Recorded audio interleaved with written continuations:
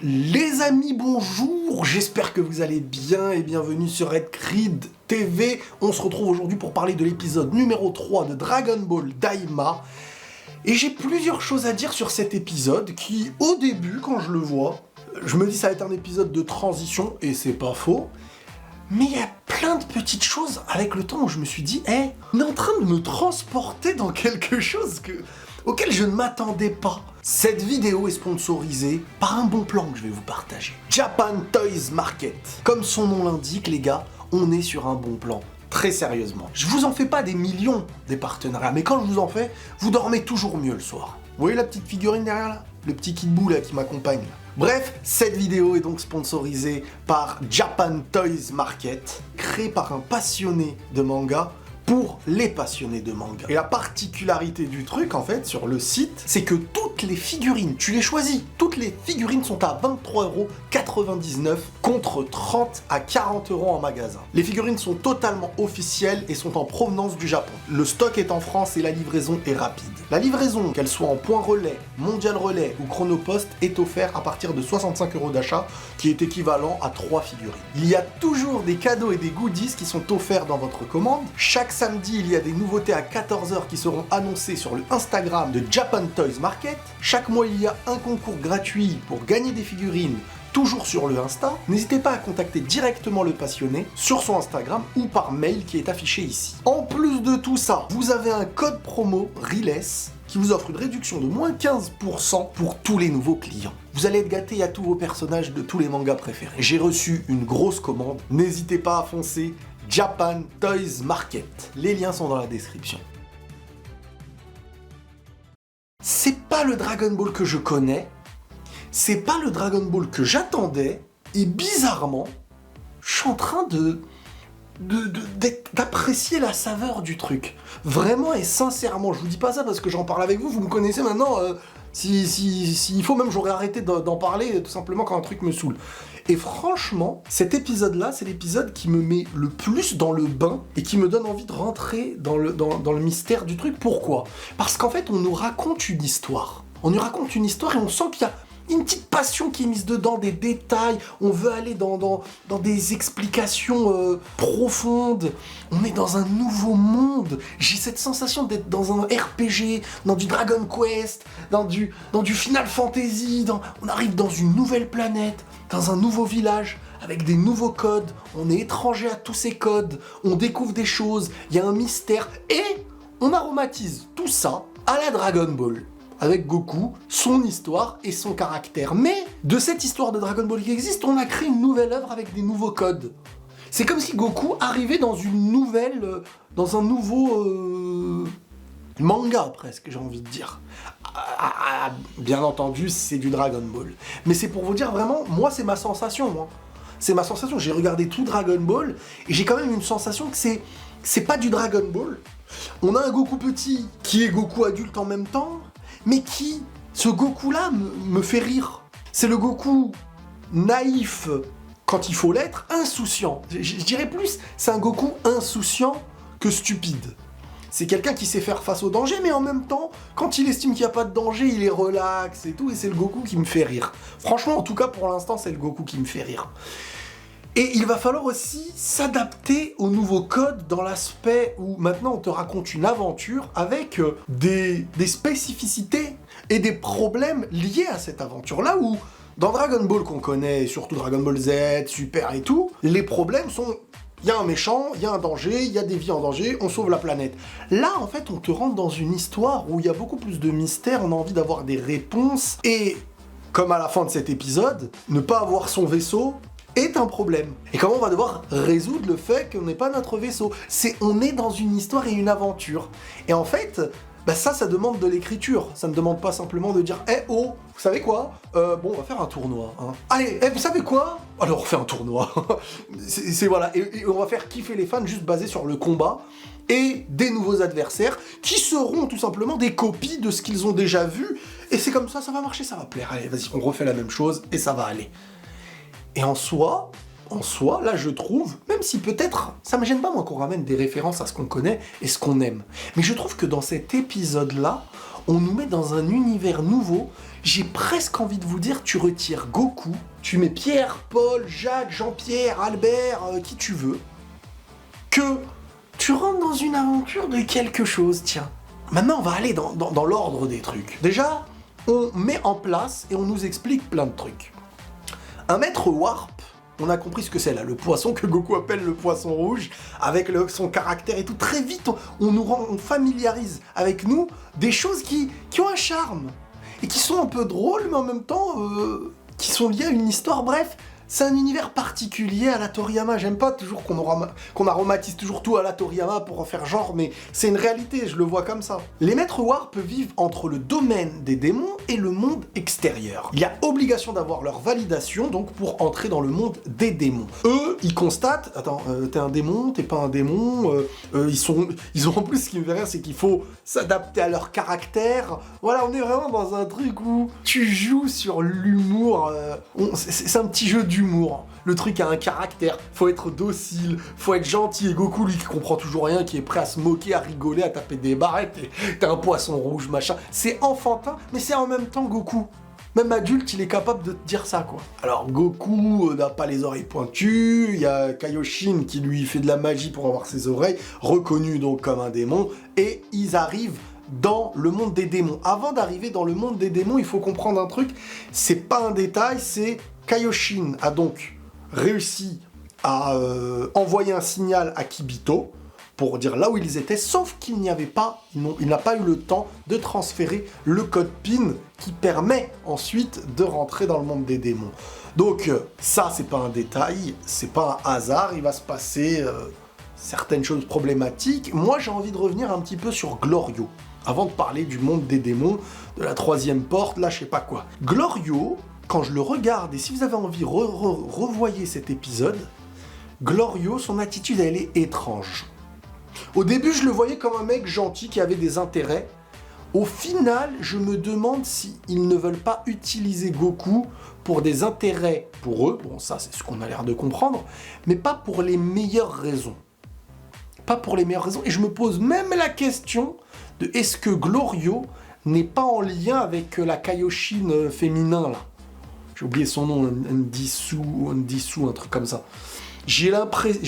ça peut ne pas être le cas, mais j'ai plein d'autres petites choses. Quand ils arrivent dans le monde des démons, à un moment donné, on voit des petits bandits. Ils sont appelés bandits, machin. Même il sort son pistolet, il leur tire dessus et tout. J'ai l'impression que eux ne sont aucunement une menace et qu'ils ne sont pas des bandits, les pauvres, et que c'est des personnes qui protègent leur territoire, leur village, leur caverne, ou j'en sais rien. Et je suis sûr que les méchants, en tout cas que le Glorio fait partie des méchants.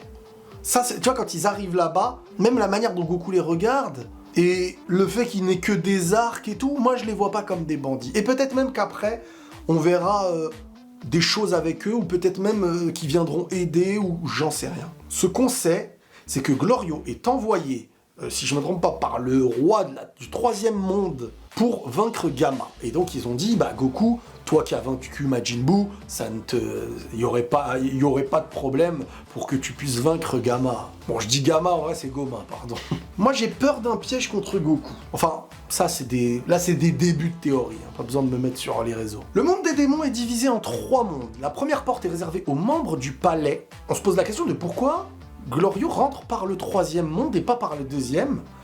Et lui, il dit, bon, moi j'ai l'autorisation que de la 3e. On arrive dans le monde des démons. Déjà, en fait, Glorio, il a des réponses, mais on sent que, t'es bizarre, toi. Ils l'ont suivi un peu trop vite, le garçon. Il est dit que jadis, en parlant d'un trou qui est protégé dans le monde des démons de la 3e porte, jadis on passait librement d'un monde à l'autre, mais lorsque j'étais jeune, quelqu'un a installé un bouclier de lumière dessus. Il faut désormais passer par un maître Warp. Alors...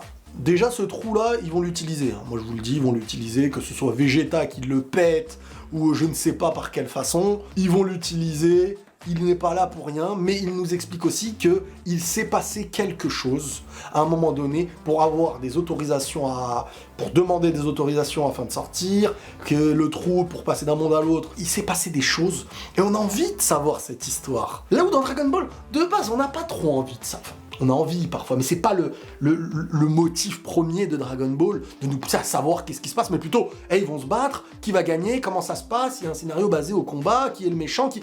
Là, on est plus dans l'idée de comprendre une histoire, et c'est là où, pour moi, tu réussis à gagner l'écoute, l'attention de ceux qui écoutent et qui te suivent. Ça, c'est hyper intéressant. Mais il est rajouté derrière en parlant de ce trou là qui est protégé, mais les seuls autorisés à passer sont les habitants du premier monde et quelques membres choisis du deuxième monde. Et donc, Shin, à un moment donné, il lui pose une question et la réponse de Glorio c'est « Oui, mais je travaille dans le premier monde. » Et Shin lui dit « Mais qu'est-ce que tu y fais ?» Et sa réponse, ça y est, vient nous dire « Bon, ah ok, toi t'es chelou, toi t'es bizarre. Toi t'es bizarre, je te le dis. Bébert, viens de... Non, c'est bon, reste là-bas. » Il est arrivé en courant, le mec. Il lui dit, mais toi, qu'est-ce que tu fais dans le premier monde comme travail et tout ? Je touche à tout. Si quelqu'un te donne cette réponse, hein, c'est comme quelqu'un qui te dit, je suis chef d'entreprise, et t'es chef d'entreprise de quoi ? Je suis... Oh, je fais plein de petits trucs, hein, t'as vu, par-ci, par-là. Ah ok, d'accord, on a compris, c'est bon. Glorio est un vendeur de drogue. Non, je rigole. On passe devant la statue de Dabra. C'est hyper intéressant, j'ai kiffé la statue de Dabra, je vous explique pourquoi. T'as une statue de Dabra comme ça, en mode roi, aimé de son peuple, une statue qui est toujours présente, hein, malgré tout. Comme si vraiment, on voit, et ça c'est une belle notion dans la vie, c'est que pour nous, le gentil, le héros, il est celui que l'on voit. L'Attaque des Titans est le meilleur exemple pour vous faire comprendre ça. Quand vous voyez d'un côté ou de l'autre, sans vous spoiler, vous comprenez que, en vrai, qui est gentil, qui est méchant, on n'arrive plus rien à comprendre. Tout dépend de quel angle tu es, tout dépend où tu es né et tout dépend ce qu'on t'a enseigné. Et là, en fait, on se dit, mais imaginons qu'on était né dans ce monde-là des démons et que Dabra se comporte bien là-bas. Surtout que Dabra, faut pas oublier qu'il a été utilisé par Babidi. Donc en vrai, sans l'utiliser, sans la magie de Babidi, qu'est-ce qu'il aurait été, qu'est-ce qu'il était par le passé ? Et Dabra, dans cette statue, tu le vois, il est là et tout, tu te dis purée. En vrai, c'était quoi ? C'était peut-être un gentil là-bas. Parce que dans Toriyama, quand il crée les démons, on le sait bien, hein, les démons est une race. Être démon est une race dans l'œuvre. Donc le démon peut être gentil comme il peut être méchant. Moi j'aimerais bien qu'il y ait des flashbacks de comment était le roi Dabra. Le roi précédent avant le roi Goma. Le roi Goma, est-ce qu'ils sont au courant, le peuple et tout ? Bon, ça j'en sais rien, mais en tout cas, c'est une bonne question. J'espère que ce monde va être vaste, bien expliqué, mais déjà c'est hyper intéressant. Hein. 3 mondes de démons, 3 portes, chaque porte sa spécificité dans la manière d'être, parce que ensuite on nous explique, Glorio dit, on apprend que donc pour Kaioshin c'était une première fois dans le 3e monde. Et là t'as Glorio qui lui dit, tu es un Glind. C'est ça, parce que les Glind en fait vivaient dans le 2e monde, et Kaioshin fait partie donc de ce statut, les Glind. Et Glorio rajoute, je suis sûr que votre espèce raffinée n'a jamais eu de raison de venir dans le 3e monde. Donc on apprend que le monde numéro 2 et les Glind sont une espèce, voilà, comme il le dit, raffinée, qui n'a rien à faire dans un monde comme le 3e, où on peut le voir, hein, à travers ceux qu'on a appelés les bandits, qui, moi, je les défends, eux, c'est pas des bandits, ça se voit, les pauvres, c'est comme à l'image des Indiens, on les met de côté, on les traite comme des sauvages, nanana, eux, en vrai, c'est juste un peuple qui était avec les siens, et qu'extérieurement, on dit c'est des sauvages, parce qu'en fait, c'est nous les gentils, quoi. Mais eux, ils sont là, ils jettent des flèches, trucs, ils se protègent, peut-être t'arrives dans leur monde, ils savent pas quitter, ou ils savent quitter, en fin de compte, et t'es peut-être la menace pour eux, et c'est pas eux la menace pour toi. Et souvent, je vais pas dire souvent, mais quand on montre des visages avec des yeux rouges de loin comme ça et tout, c'est pour nous faire dire une chose, pour avoir la facilité de nous mener à un contre-pied après. C'est ma théorie. Bref, donc, on a envie de connaître les autres mondes. Là, on est dans un monde, regardez, ils arrivent ensuite dans la nouvelle ville, et dans cette nouvelle ville, petite ville de nuit, je kiffe ces ambiances dans les œuvres comme ça, dans les RPG, dans les jeux d'aventure. T'arrives, tu vas devoir passer la nuit dans un endroit que tu connais pas. Ils rentrent dans le restaurant, dans le truc, et Goku il tombe des burgers et tout le monde les regarde mal. Il y a des démons de la race, de certains démons qui sont sur Terre, qu'on a pu voir dans Dragon Ball. Je crois même qu'ils ont déjà participé au tournoi à l'époque contre Goku et Krillin et tout ça, si je me rappelle bien, ou avant, peut-être sans Krillin. Bah non, il y a toujours eu Krillin. Bref, et t'as des races de démons qui te montrent, qui font, encore une fois, partie. Certains vont se dire, mais alors, pourquoi ils ont copié, nanana, c'est juste un clin d'œil. Non, c'est comme on a dit. L'histoire, à l'époque, ils bougeaient. Ils allaient d'un monde à l'autre, d'un peuple à l'autre, etc. Les Namek viennent du monde des démons, mais leur histoire présente est celle-ci. Tout comme une origine. Aujourd'hui, dans certains pays, il y a plein d'origines différentes, mais ça ne veut pas dire qu'ils sont issus de base de là. Et ils sont d'un autre endroit, il y a un point central, avant ils étaient ailleurs et tout. Et c'est ça qui est intéressant là, c'est qu'on touche aussi à cette diversité en l'expliquant un peu plus.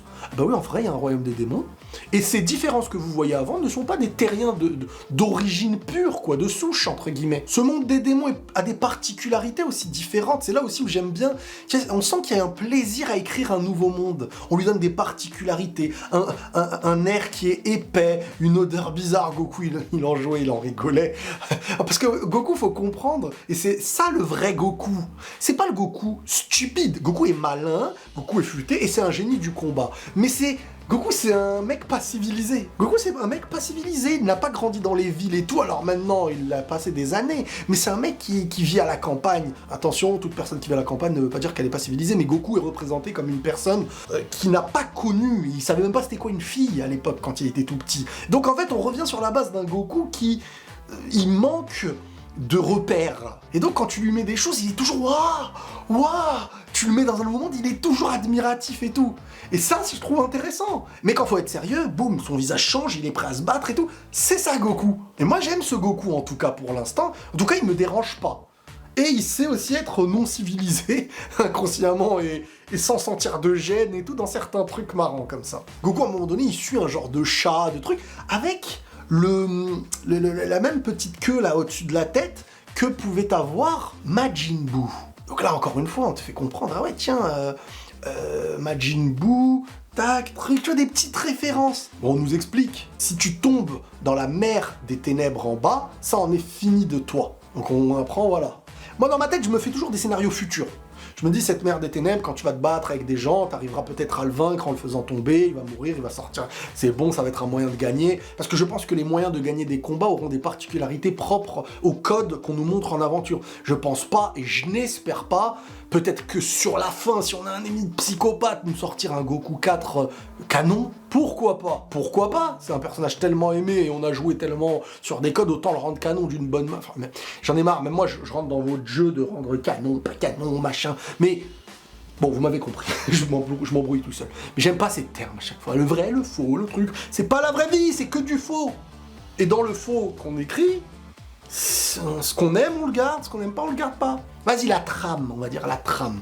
Dans la trame que l'on connaît de certaines œuvres, mais dans d'autres trames, ça existe. Mais rendre de l'autre trame pour la mettre dans cette trame. À croire, des fois, il y a la vraie vie de Dragon Ball. Hein. Moi, je vais me déplacer au village de Dragon Ball. Ça, c'est la vraie vie. Hein. Attention, l'épée à Trunks, c'est pas celle de Tapion. Hein. Non, c'est pas possible, parce que le tempo, le timing... Ok, d'accord, ok. C'est bon, on a compris. Bref, Goku et les siens sont vus comme des étrangers. Est-ce que Glorio, qui lui aussi sait se battre un peu quand même face à ces races-là, est-ce que lui nous cache quelque chose? Oui. Pourquoi, même avec Glorio, ils sont attaqués? Je me le demande. La conséquence des méchants, quand ils disaient « vous allez voir ce qui va vous arriver » moi je me disais « purée, ils vont nous ramener un vrai méchant, ils vont prévenir un truc de ouf et tout ». Au final, ils ont simplement bousillé leur vaisseau, ou volé, peut-être. Ils l'auront peut-être tout simplement volé leur vaisseau. Donc, c'est une aventure pour laquelle j'ai envie de me laisser prendre. Vraiment. C'est juste que les attentes doivent être différentes. Maintenant, je veux vivre une aventure. Comprendre ce qui se passe, dans quel monde on est, et comment résoudre les mystères. Et quand il y aura du combat, je suis pas pressé qu'il y ait de la bagarre, moi, hein, pour l'instant. Et ça, c'est intéressant. Je suis pas pressé qu'il y ait de la bagarre. Moi, là, j'ai envie de voir, d'avoir des réponses et d'avancer dans ce monde-là. Avec tout le passif qu'on a de Dragon Ball, c'est pas mal aussi de nous faire vivre des aventures. Je trouve que c'est ça, une écriture d'une histoire. Qu'à un moment donné, bagarre, et amener à la bagarre quelque chose de cohérent, et là, faire vivre la bagarre qui aura un sens. Peut-être qu'à la fin de ça, on va se dire, en vrai, c'est vraiment plus prenant, et il y a eu une volonté de créer plus d'informations à Dragon Ball, à son histoire, à son passé, que ce qu'un Dragon Ball Super a apporté.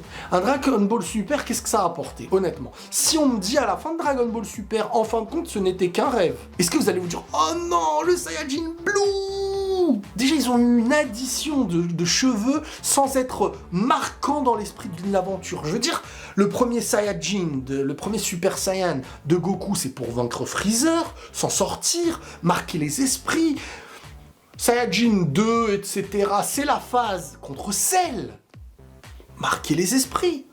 Le Saiyajin 3, C'est le Goku dernière forme qui se bat contre le dernier méchant. Mais reprendre un Saiyajin aux cheveux rouges, ensuite Saiyajin Blue. Entre-temps, t'as pas marqué les esprits en soi et t'es déjà passé à une autre étape. Et de l'autre étape, t'es passé à l'autre étape. Et tu te dis, ça y est, à un moment donné, la puissance, quand tu la mets tellement haute, déjà, tu ne peux plus revenir sur des bases. Un Super Saiyan n'a plus de sens quand tu peux être Saiyajin Blue, mais le Saiyajin Blue qui rivalise avec ses 17 trucs, bon, tu te dis ouais non mais on est où là? Et l'addition de force n'a plus aucun sens quand le but du jeu c'est que d'être fort et de ne plus écrire. Et là on revient à Goku est petit, donc le duel des forces et tout on vous le met de côté et on va vous créer une histoire, une aventure et c'est prenant. Moi là, franchement l'épisode qui sortira là, je suis impatient de me poser, c'est chill, c'est une aventure, tiens qu'est-ce qui va se passer, leur vaisseau, comment ils vont faire et tout, juste aromatiser bien aromatiser ça bien à Dragon Ball avec des références quand il faut savoir les mettre, des clins d'œil qui vont nous plaire, de la cohérence et savoir voilà après nous offrir de bons ennemis, des choses qui nous donnent envie. Moi c'est ça que je retiens de cet épisode qui m'aura vraiment fait plaisir à voir. Après, c'est les goûts et les couleurs, encore une fois. Ça, je peux comprendre que certains qui aiment du Dragon Ball Super, et on est pressé de la bagarre et de la bagarre, et moi, c'est pas ça. Toute une histoire pour une bagarre à la fin, ça me gêne pas. Hein. Tu me mets 30 épisodes, et il y a de la bagarre du 27 au 30e, avec un bon méchant bien mis en place, qui nous met de la peur, de la puissance, mais qui est-il? Machin, pour un combat sur 3 épisodes. Et avant ça, toute une histoire, c'est peut-être mieux. Pour moi. Mais ce n'est que mon avis, et on se tient au jus de toute façon, parce que le prochain épisode arrivera en fin de semaine très rapidement. Les amis, prenez tous soin de vous, abonnez-vous à Red Crypt TV, il faut qu'on atteigne les 100 000 là pour marquer les esprits, et la paix sur vous!